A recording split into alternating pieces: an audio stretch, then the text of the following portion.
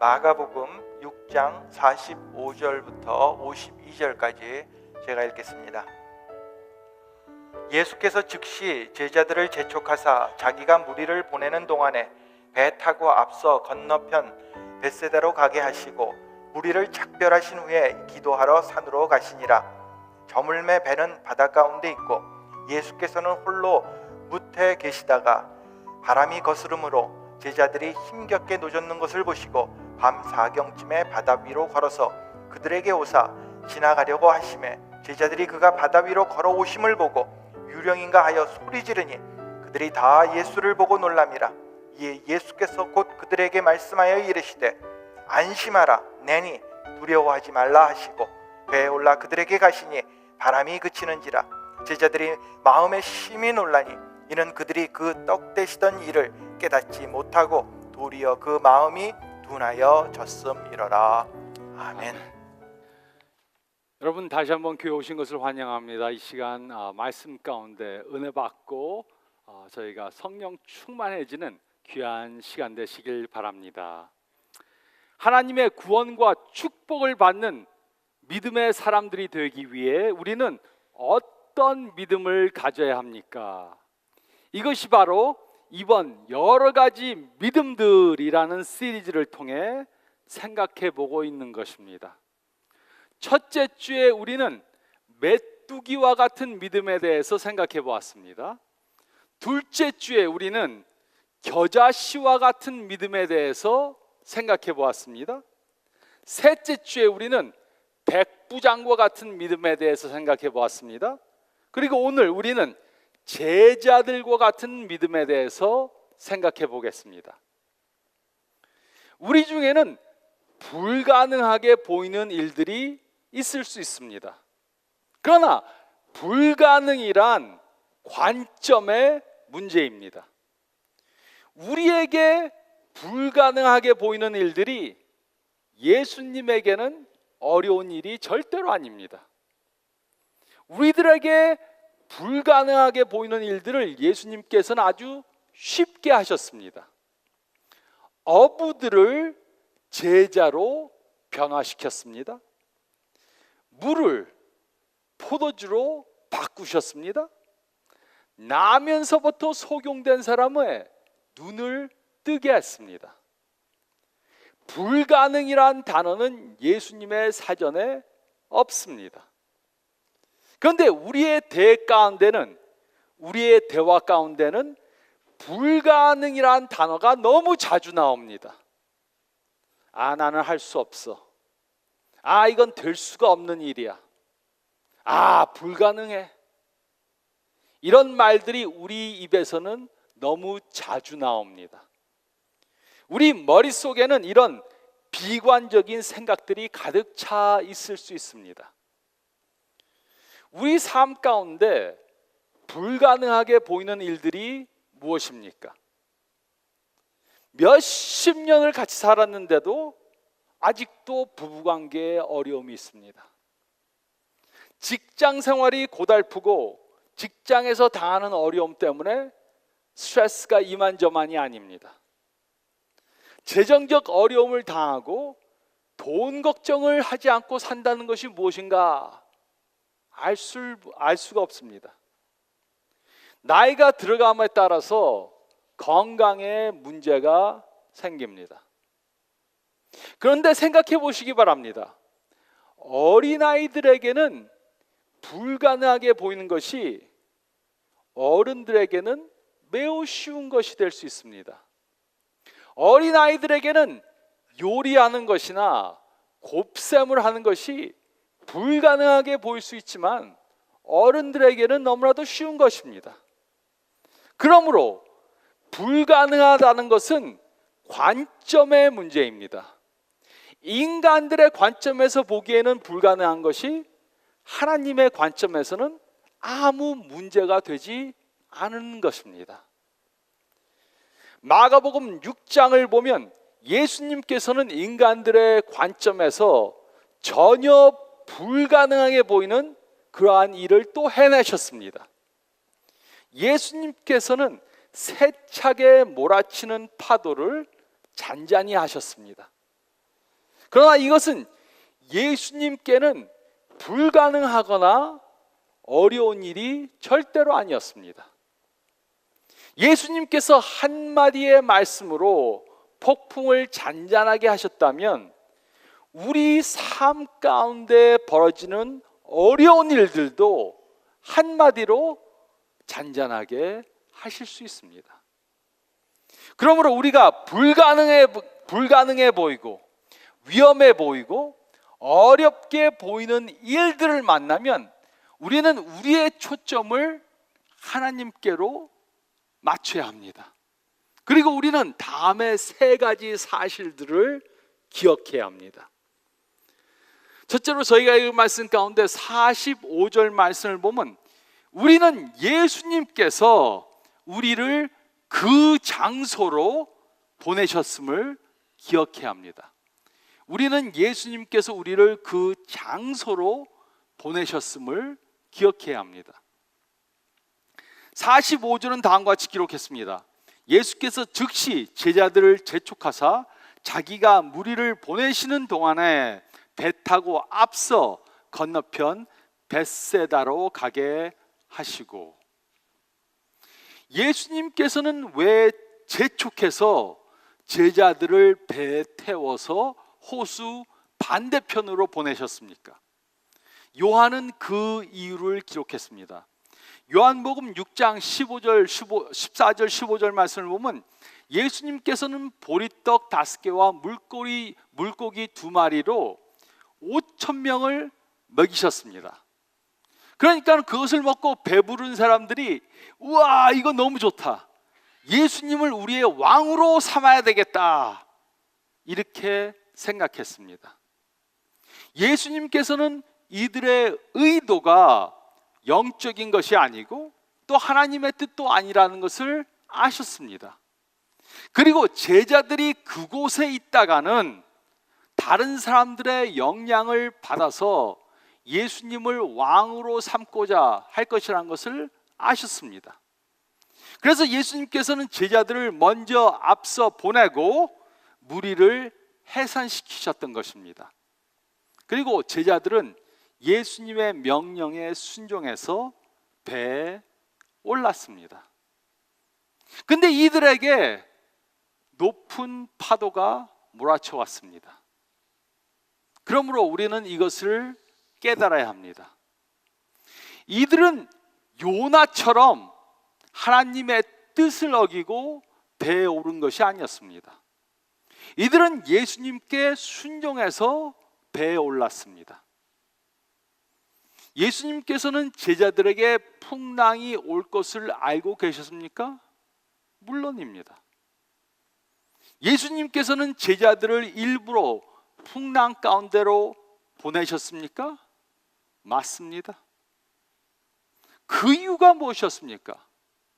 풍랑이 올 줄 아는데 왜 제자들을 풍랑 가운데로 보내셨습니까? 그것은 예수님의 명령에 순종해서 풍랑 속에 있는 것이 예수님의 명령에 불순종해서 육지에 있는 것보다 더 안전했기 때문입니다. 그러므로 우리는 우리의 안전이 현재의 상황에 따라 좌우된다고 판단해서는 절대로 안 됩니다. 성경을 보면 우리에게는 두 가지 풍랑이 오는 것을 알 수 있습니다. 첫째는 우리가 잘못된 길로 갈 때 하나님께서 우리를 훈육시키기 위해 오게 하는 풍랑들입니다. 잘못된 길로 가니까 우리를 돌이켜서 회개하게 만들도록 풍랑이 오게 하십니다. 이것이 바로 요나가 만났던 풍랑이었습니다. 또 둘째는 우리가 하나님께 순종할 때 하나님께서 우리를 훈련시키기 위해 주시는 풍랑이 있습니다. 이것이 바로 제자들이 만난 풍랑입니다. 제자들은 예수님의 명령에 순종을 했는데도 신앙의 성장을 위해서 예수님께서 그들의 삶에 풍랑이 오게 허락하셨습니다. 마태복음 8장 말씀을 보면 제자들은 예수님이 배에 함께 있었을 때 풍랑을 만났습니다. 그러나 이번에는 예수님 없이 자신들만 배에 있을 때 풍랑을 만났습니다. 많은 기독교인들은 잘못 생각하고 있습니다. 그들은 예수님의 뜻에 순종만 하면은 항상 순탄한 삶을 살 것이다, 이렇게 생각합니다. 예수님께 순종만 하면 우리는 모두가 편안하게 아무 문제 없이 잘 축복된 삶을 살 것이다. 그러나 이것은 사실이 아닙니다. 하나님께서는 우리에게 새로운 진리를 깨닫게 해주시기 위해, 또 영적으로 성장하게 도우시기 위해 우리로 하나님을 의지하는 것을 배우도록 하시기 위해 때로는 우리 삶 가운데 풍랑이 오게 허락하십니다. 그러므로 우리가 하나님께 순종하는 삶을 사는데 풍랑을 만났다면 우리는 하나님께서 그 풍랑이 오도록 허락하셨다는 것을 깨달아야 합니다. 이것이 제가 예수님을 영접하고 얼마 안 돼서 깨달은 것입니다. 예수님을 구세주로 영접하고 저는 모든 것들이 이제는 다 순탄하게 될 것이다, 하나님이 나를 축복하셔서 아무 문제도 생기지 않을 것이다, 이렇게 생각했었습니다. 근데 이와 반대로 하나님께서는 저를 성장시키기 위해 많은 어려운 일들이 오도록 허락하셨습니다. 그때 저는 혼동되고 또 하나님께 화를 냈습니다. 무엇인가 잘못됐다고 그렇게 생각했었습니다.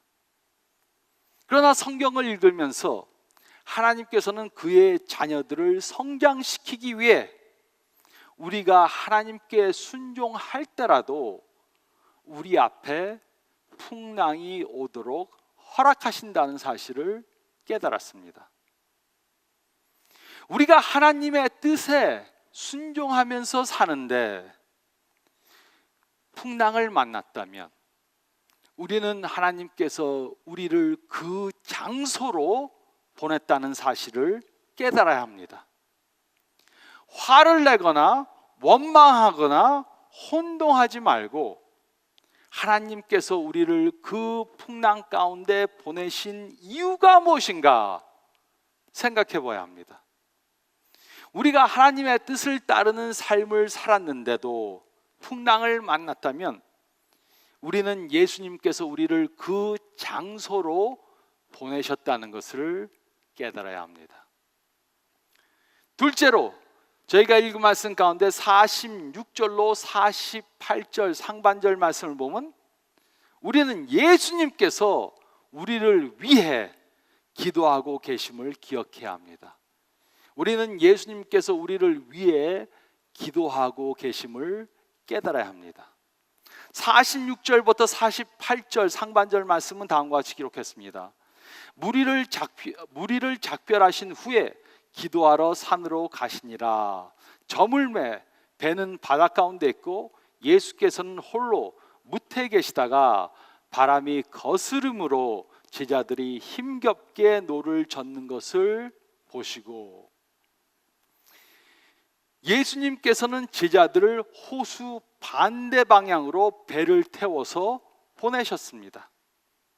그리고 산 위에 올라가셔서 기도하시다 그들이 호수 한가운데에서 풍랑을 만나서 노를 힘겹게 젓고 있는 것을 보셨습니다. 갈릴리 호수는 그렇게 큰 호수가 아닙니다. 미시간 호수처럼 큰 호수가 아니라서 산에 올라가서 보면은 호수 반대편까지 다 볼 수 있습니다. 그래서 예수님께서는 산 위에 올라가서 혼자 기도하시다가 이 제자들이 풍랑을 만나서 고생하는 것을 보셨습니다. 또 그들을 위해서 기도하셨습니다.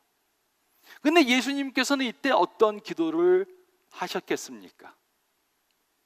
예수님께서는 물론 여러 가지 것들을 위해 기도하셨을 것입니다.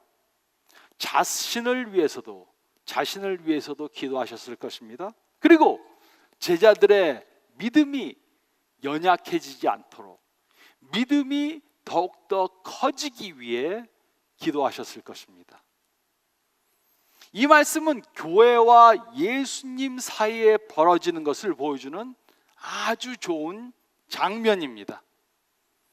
하나님의 자녀들이 이 세상에서 풍랑을 만나면 예수님께서는 우리를 위해 천국에서 기도하십니다. 예수님께서는 제자들이 배를 통제해 보려고 힘겹게 폭풍과 싸우는 것을 보셨습니다. 이처럼 우리 삶에 폭풍이 밀려오면은 예수님께서는 그것을 보십니다. 우리가 당하는 어려움을 알고 계십니다. 그리고 우리를 위해서 기도하십니다. 예수님께서 제자들이 믿음을 잃지 않도록 기도하셨던 것처럼 우리가 어떤 상황에서도 믿음을 잃지 않게 하기 위해서 기도하고 계십니다. 우리가 어려움을 당할 때 예수님께서 우리 옆방에서 기도하고 계신다, 이것을 알면 얼마나 우리에게 격려가 되겠습니까? 그런데 물론 예수님께서는 우리 옆방에서 기도하고 있지는 않지만 천국에서 우리를 위해 항상 기도하고 계십니다. 우리는 풍랑 가운데 혼자 있는 것이 절대로 아닙니다.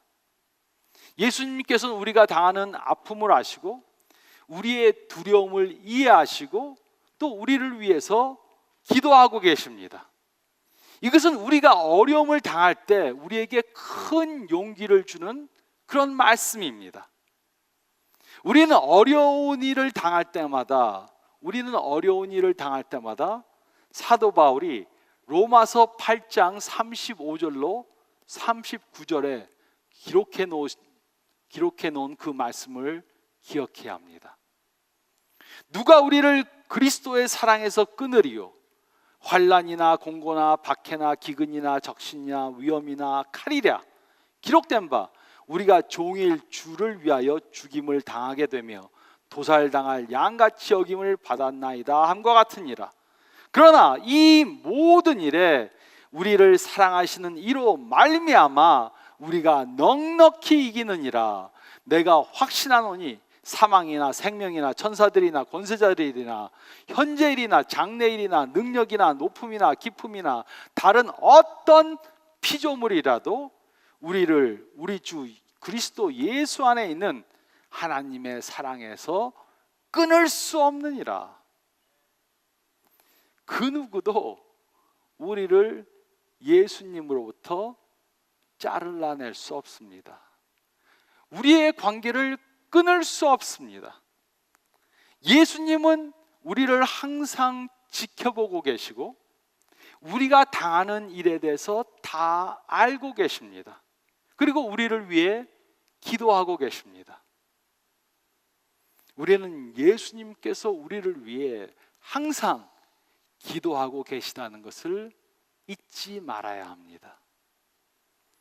또 세 번째로 저희가 읽은 말씀 가운데 48절 하반절부터 52절 말씀을 보면 우리는 예수님께서 우리를 도우실 것을 믿어야 합니다.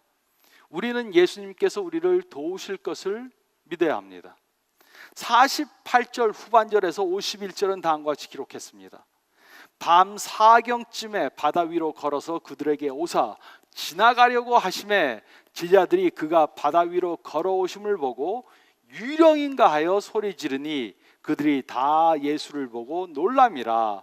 이에 예수께서 곧 그들에게 말씀하여 이르시되 안심하라, 내니 두려워하지 말라 하시고 배에 올라 그들에게 가시니 바람이 그치는지라 제자들이 마음에 심히 놀라니.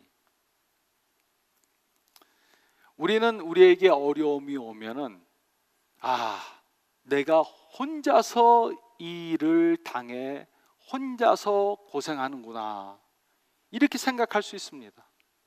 그러나 예수님께서는 우리가 공경에 처했을 때 항상 우리 곁으로 오십니다. 예수님께서는 제자들이 어려움을 당하는 것을 보고 계셨지만 밤 사경때가 되어서 그들에게 오셨습니다. 제자들이 고생하고 있는 것은 벌써 보셨는데 한참 있다가 제자들에게 오셨습니다. 그 이유가 무엇이었습니까? 예수님께서는 제자들이 자신들이 할 수 있는 것을 다 해보도록 놔두셨습니다. 그리고 제자들이 이제 우리가 할 수 있는 것이 아무것도 없다 깨달았을 때 예수님께서는 제자들에게 오신 것입니다. 제자들은 종종 밤에 물고기를 낚았기 때문에 밤에 항해하는 것에 익숙해져 있던 사람들입니다. 그들은 자신들이 알고 있던 모든 그러한 방법들을 동원해서 배를 통제해 보려고 애를 썼습니다. 밤중 내내 그들은 폭풍과 맞서 싸웠습니다. 그러나 폭풍을 벗어날 수 없었고 자신들의 한계를 깨달았습니다. 그래서 예수님께서는 제자들의 믿음을 시험해 보시기 위해 제자들이 자신들의 한계를 깨닫고 절망하여 소망이 없어졌을 때 그들에게 비로소 오신 것입니다. 이처럼 예수님께서는 우리를 도와주시기에 가장 좋은 때가 언제인지 알고 계십니다. 우리가 할 수 있는 것을 다 해보고 이제는 더 이상 할 것이 없다 이렇게 생각됐을 때 예수님 밖에 의지할 것이 없을 때 예수님께서는 우리들에게 오십니다. 그런데 왜 예수님께서는 물 위로 걸어서 오셨습니까? 예수님은 여러 가지 방법으로 제자들에게 오실 수 있었습니다. 근데 물 위를 걸어서 오셨습니다. 그것은 제자들을 두려움으로 몰았던 바로 그것을 통해 예수님께서는 우리에게 더 가까이 오신다는 것을 보여주시기 위해서입니다. 제자들은 파도를 두려워했지만 예수님에게는 그것이 제자들에게 가까이 오는 통로가 되었습니다. 이처럼 우리들에게도 두려워하는 것들이 있습니다. 질병, 죽음, 빈곤, 사고. 우리는 이런 것들 때문에 걱정하고 스트레스를 받습니다. 그런데 예수님께서는 이런 문제들을 예수님께 가까이 오도록 하는 통로로 사용하십니다. 그런데 이곳에는 아주 재미있는 말씀이 기록되어 있습니다. 예수님께서는 그 물 위를 걸어서 제자들에게 오셨는데 제자들한테 오셔서 슬쩍 지나가시는 척 했습니다. 가까우시면서 얘들아 나다 내가 왔다 이렇게 말씀하시지 않고 가까이 오셔서 제자들을 지나가시는 척 했습니다. 그 이유가 무엇이었습니까? 그것은 제자들로 예수님을 보고 알아보고 예수님을 그 배 위로 영접하게끔 하려고 하셨기 때문입니다. 근데 제자들은 예수님을 전혀 알아보지 못했습니다. 그 대신 그들은 예수님이 귀신인 줄 알고 무서워했습니다. 제자들은 왜 예수님을 알아보지 못했습니까? 그 이유는 이들은 예수님께서 물 위로 걸어서 자신들에게 올 곳이라고는 상상도 하지 못하고 있었기 때문입니다. 이들이 만약 예수님께서 자기들을 도우시기 위해 곧 오실 것이라고 기대하고 기다렸다면 그들은 예수님을 금방 알아보았을 것입니다. 그런데 이들은 이렇게 믿는 믿음을 가지고 있지 못했기 때문에 예수님이 오니까는 귀신인 줄 알고 깜짝 놀랐던 것입니다. 이들은 방금 예수님께서 물고기 2마리와 보리떡 5개로 5,000명을 먹이셨다는 사실을 잊고 있었습니다. 그것을 보았지만 잊고 예수님을 믿지 못했던 것입니다. 마가는 52절에 다음과 같이 기록해 놓았습니다. 이는 그들이 그 떡 떼시던 일을 깨닫지 못하고 도리어 그 마음이 둔하여졌음이니라. 제자들은 오병이어의 기적을 다 잊었습니다. 이들은 예수님께서 물고기 두 마리와 보리떡 5개로 5,000명을 먹일 수 있다면 이런 예수님은 그들을 풍랑 가운데서도 구원하실 수 있다는 사실을 믿지 못했습니다. 이들에게는 아직 이런 믿음이 없었던 것입니다. 예수님의 제자들도 이렇게 마음이 둔해질 수 있습니다. 예수님의 제자들도 예수님의 가르침을 깨닫지 못할 수 있습니다. 그래서 이들은 배우고 또 배워야 했습니다. 이들은 어려움 중에 있을 때 예수님께서 그들을 도우시기 위해 분명히 오신다는 사실을 또다시 배워야만 했습니다. 예수님께서는 얼마가 안 돼서 이 제자들을 떠나서 하늘나라로 가실 것이었습니다. 그래서 이 제자들은 예수님을 자신들의 육안으로 보지 못할 때라도 예수님께서는 그들과 함께 하시고 그들을 도우실 거라는 사실을 배워야만 했습니다. 이들은 예수님께서 자신들을 도우시기 위해 항상 옆으로 오신다는 사실을 배워야 했습니다. 이들은 이런 믿음을 가져야만 했습니다. 그리고 이것이 바로 우리가 배워야 하는 것입니다. 예수님께서는 우리가 육안으로 그를 보지 못해도 우리 옆에 항상 계십니다. 특히 우리가 어려움 중에 있을 때 우리에게 더 가까이 오십니다. 그리고 우리를 도우실 것입니다. 우리가 예수님이 우리와 함께 하시고 우리를 도우신다는 사실을 깨닫는 순간 두렵고 불확실한 상황에서 평안을 얻게 될 것입니다. 예수님께서 우리와 함께 하신다는 그러한 사실을 믿을 때 두려움이 물러가고 위로와 평강이 올 것입니다.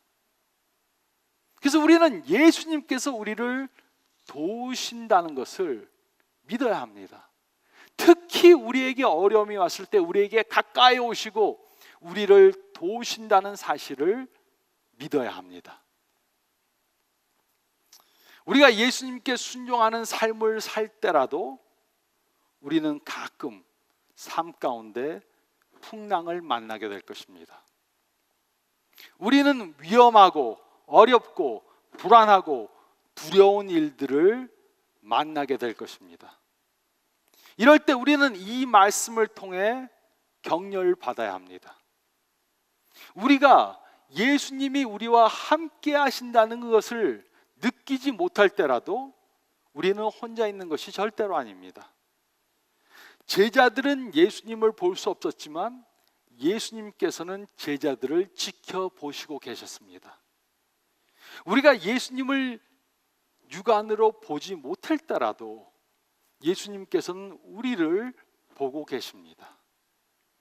예수님께서는 우리가 삶의 풍랑 가운데 있을 때 우리를 또 위해서 기도하고 계십니다. 그리고 풍랑과 어둠을 뚫고 우리 곁에 오셔서 안심하라, 내가 너희와 함께 있으니 걱정 말라, 두려워 말라, 이렇게 말씀해 주실 것입니다.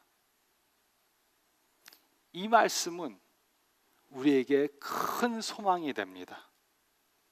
제자들의 믿음이 성장해서 예수님을 위해 기꺼이 자신들의 생명을 바칠 수 있었던 것처럼 예수님께서는 우리들이 신앙이 성장되어서 우리의 모든 것을 다 바쳐 예수님을 위해 사는 그러한 믿음을 갖게 성장시키기 원하십니다. 그래서 어떤 때는 우리에게 풍랑이 오는 것을 허락하시는 것입니다. 우리는 이럴 때 이 말씀을 따라 예수님이 우리를 지켜보시고 우리를 위해 기도하시고 우리를 도와주러 곁으로 오신다는 사실을 믿어야 합니다. 이것이 바로 제자들이 깨달아서 갖게 된 믿음이고 이것이 바로 우리가 가져야 하는 믿음입니다. 이런 깊은 믿음을 가지시는 저와 여러분들이 되시기를 우리 주님 예수 그리스도의 이름으로 축원드립니다. 저희 다 같이 기도드리겠습니다.